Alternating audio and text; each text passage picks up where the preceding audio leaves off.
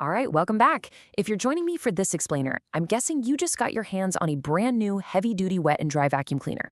I mean, these machines are absolute beasts, right?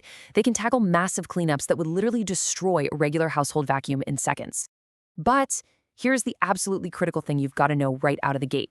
The first 24 hours of owning this machine, it's a high-stakes game. Setting it up correctly and really understanding its core mechanics is the difference between decades of reliable power and a total catastrophic motor failure on day one. Okay, let's dive into this. To make sure we keep that motor purring, we're going to follow a strict four-phase guide today. First, the unboxing inspection, then the trial by air, next up, the trial by water, and finally, the aftermath and long-term survival protocols. So, phase one, the unboxing inspection. Before we even think about plugging anything in, we need to treat this like a critical quality control mission. Your very first target is that massive 42-liter tank. Now, whether your model features stainless steel or that really tough plastic, look at it closely. You're looking for dents, any deep scratches, or worst of all, are there any cracks? Because, let's be real, a cracked vacuum tank is basically just a very ugly, incredibly expensive bucket. It just won't be able to hold suction. Once the tank passes your inspection, it's time to check the external hardware. Go ahead and open and close those side locking clamps. You really want to feel a tight, secure snap there. See, these latches are what create the vacuum seal, and while without a tight seal, you've got zero pulling power. Next, push the heavy-duty caster wheels into the base slots, and just give them a spin. They've got to rotate a full 360 degrees, nice and smooth. If they don't, this top-heavy beast is going to tip right over the second you try to drag it by the hose. And finally, fully unwind the power cord. Look over the entire length of the cable for any exposed wires or tiny cuts. Remember, we're going to be using this around water later on, so cord integrity, it is literally a matter of safety. Next up is your accessory inventory. You need to verify that every single standard component is actually in the box and completely undamaged. So check those extension pipes for any hairline cracks. Gently stretch the flexible hose. You're making sure there aren't any hidden punctures or little splits that are going to leak air on you. Then verify you've got all your nozzles, the dual-function floor brush, the crevice nozzle, and that small upholstery brush. And finally, and honestly this is absolutely crucial, ensure you have both types of filters, the washable cloth filter and the black sponge filter. Trust me, we are going to be talking a lot about those two very shortly. All right, moving on to phase two, the trial by air. Assuming your machine totally passed inspection, we're moving on to the mechanical tests. But listen up. We are talking dry functions only right now. Keep the water far away for a minute. Here's how you methodically test the dry performance. First, fit that main dry cloth filter super snugly around the internal motor cage. Second, click your flexible hose into the suction port right on the front of the drum. Now, plug the unit into a high-capacity power outlet and flip the switch to position I or 2 if you happen to have one of those power takeoff socket models. Just place your hand over the open end of the hose. You should instantly feel a seriously strong pulling force. But hey, while you're feeling for that suction, use your ears too. The high wattage motor is going to be loud, sure, that's natural, but you need to listen really closely for any weird screeching, grinding, or sudden rattling sounds. If it sounds smooth and steady, you're good to go. Now, let's move to a fun little trick not everyone realizes right away.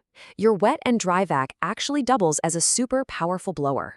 Let's see how this builds. To test this function, turn the machine off and unplug the hose from that front suction port. Now, jam that hose securely into the exhaust or blower port. You'll usually find this at the rear or maybe the top of the motor head. Turn the switch back on and just verify that a really forceful, steady stream of air is blasting out through the nozzle. It should be totally consistent. Which brings us to phase 3, the trial by water. Okay, guys, this is the high-risk transition where most people completely destroy their new machines. We're talking the ultimate vacuum sin here. Now, what's really interesting about this is that before you pick up a single drop of liquid, you absolutely must take out that dry cloth filter. I mean it. If you don't, you're essentially trying to build a mud hut inside your motor. It's going to clog instantly and it will burn out. Poof, done. Once that cloth is out of there, you slide the black sponge filter right over the motor cage. This little sponge is the only thing protecting your internal components from moisture spray while you're vacuuming up liquids. Do not ever mix these two up. All right, with the black sponge filter safely installed, let's run the actual wet test procedure. Go ahead and pour about half a bucket of clean tap water onto a tiled or waterproof floor area. Grab your wet and dry floor brush and just vacuum that water right up. What you want to see is that liquid rapidly disappearing into the bin. And while you're doing this, keep an eye on the outside of the main drum. You're making sure the liquid is safely contained inside that tough base, and there are absolutely zero leaks seeping out from the side latches or the seams. Now, during this whole wet test, you are actually trusting an incredibly important safety feature, the internal float valve.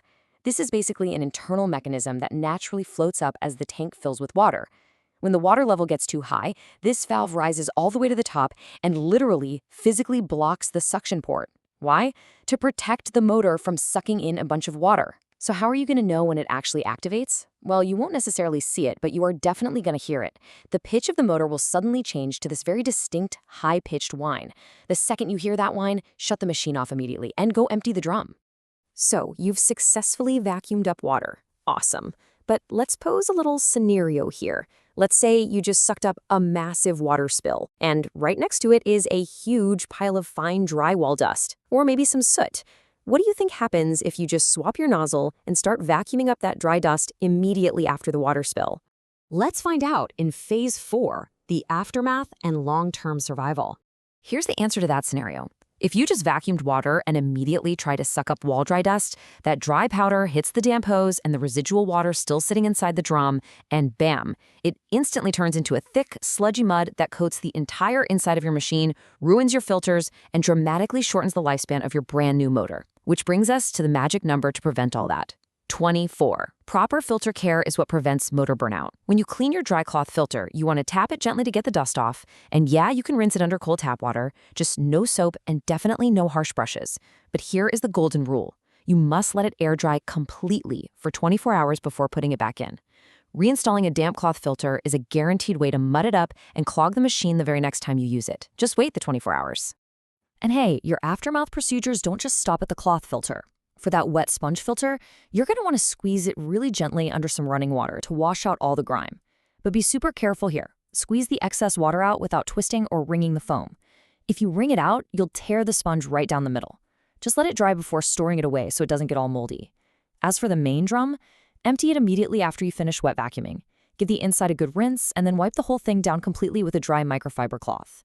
Doing this simple step prevents rust from taking hold and stops any nasty foul odors from developing inside the tank. So the crucial point here is this. Operating this beast requires strict adherence to the rules if you want to avoid a total disaster. Let's do a quick recap of the absolute do's. Always switch to the black foam sponge filter before picking up any liquids. Always keep an ear out to monitor your water level and listen for that high-pitched whine from the float valve. And finally, always plug this vacuum into a properly grounded 3-pin power socket, especially since you're going to be working around liquids and water spills. And honestly, these are equally, if not more important. The absolute don'ts. Never, ever use this machine to vacuum up flammable, toxic, or combustible liquids. I mean, no petrol, no chemical solvents, no thinned paint, and definitely no acids. Never allow that top plastic housing, the part that contains your highly sensitive motor and all the electronic switches, to get submerged or even wet. And as we literally just discussed, never mix wet and dry modes without doing a super thorough cleaning and drying in between. And this brilliantly illustrates what it all boils down to, a direct warning from the manufacturer themselves. Operating a wet and dry vacuum incorrectly can short-circuit the appliance or void your warranty. Ouch. But look, if you just follow these phases we've talked about, your machine is going to run like an absolute champion. Oh, and by the way, once your unboxing inspection is totally complete and you're happy with both the dry and wet tests, don't forget to track down the serial number sticker on the motor housing. You'll want to use that to complete your online warranty registration right away. So there you have it. You are now officially armed with the ultimate survival guide for your first 24 hours. The knowledge is totally in your hands now, but the execution, well, that's entirely up to you. So I'll leave you with this. Will you meticulously maintain your brand new 42-liter beast by following these strict filter and maintenance rules? Or are you going to skip a step and become just another cautionary tale with a voided warranty? The choice is absolutely yours. Happy cleaning, and I'll see you in the next explainer.